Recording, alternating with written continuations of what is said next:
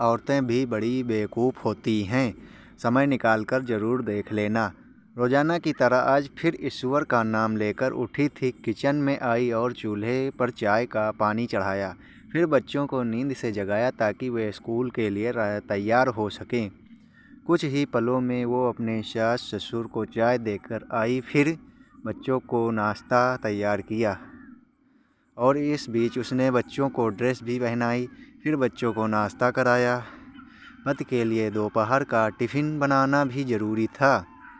इस बीच स्कूल का रिक्शा आ गया और बच्चों को रिक्शा तक छोड़ने चली गई। वापस आकर पति का टिफ़िन बनाया और फिर मेज़ से जूठे बर्तन इकट्ठा किए। इस बीच पतिदेव की आवाज़ आई कि मेरे कपड़े निकाल दो। उनको ऑफिस जाने के लिए कपड़े निकाल दिए।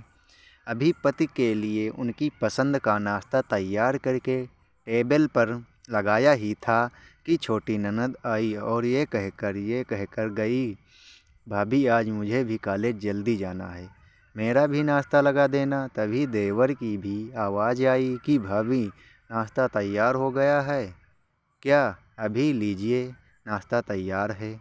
पति और देवर ने नाश्ता किया और अखबार पढ़कर अपने अपने ऑफिस के लिए निकल चले। उसने मेज़ से खाली बर्तन समेटे और सास ससुर के लिए उनका परहेज का नाश्ता तैयार करने लगी।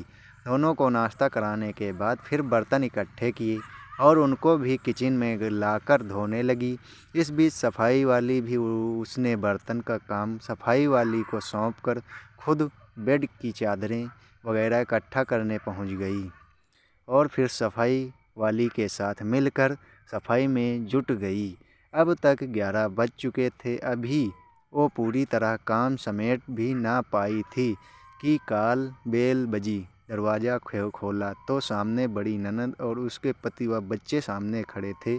उसने खुशी खुशी सभी को आदर के साथ घर में बुलाया और उनसे बातें करते करते उनके आने से हुई खुशी का इजहार करती रही।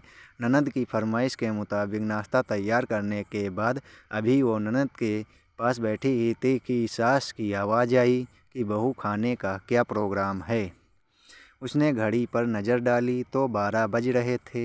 उसकी फ़िक्र बढ़ गई और वो जल्दी से फ्रिज की तरफ लपकी और सब्ज़ी निकाली और फिर से दोपहर के खाने की तैयारी में जुट गई। खाना बनाते बनाते अब दोपहर का 2 बज चुके थे। बच्चे स्कूल से आने वाले थे। लो बच्चे आ गए। उसने जल्दी जल्दी बच्चों की ड्रेस उतारी और उनका मुँह हाथ धुलवाकर उनको खाना खिलाया। इस बीच छोटी ननद भी कॉलेज से आ गई और देवर भी आ चुके थे। उसने सभी के लिए मेज़ पर खाना लगाया और खुद रोटी बनाने में लग गई। खाना खाकर सब लोग फ्री हुए तो उसने मेज़ से फिर बर्तन जमा करने शुरू कर दिए। उसने फिर से किचन की ओर रुख किया। तभी पतिदेव घर में दाखिल होते हुए बोले कि आज देर हो गई, भूख बहुत लगी है, जल्दी से खाना लगा दो। उसने जल्दी से के लिए खाना बनाया और मज़े फिर खाने लगा। पतिदेव किचन में गेट रोटी बनाकर ला कर देने लगी। अब तक 4 बज चुके थे। अभी वो खाना खिला ही रही थी कि पतिदेव ने कहा कि आ जाओ तुम भी खा लो। उसने हैरत से पति की तरफ देखा तो उसे ख्याल आया कि आज मैंने सुबह से कुछ खाया ही नहीं है। इस ख्याल के आते ही वो पति के साथ खाना खाने बैठ गई। अभी पहला निवाला उसने मुंह में डाला ही था कि आँख से आंसू निकल आए।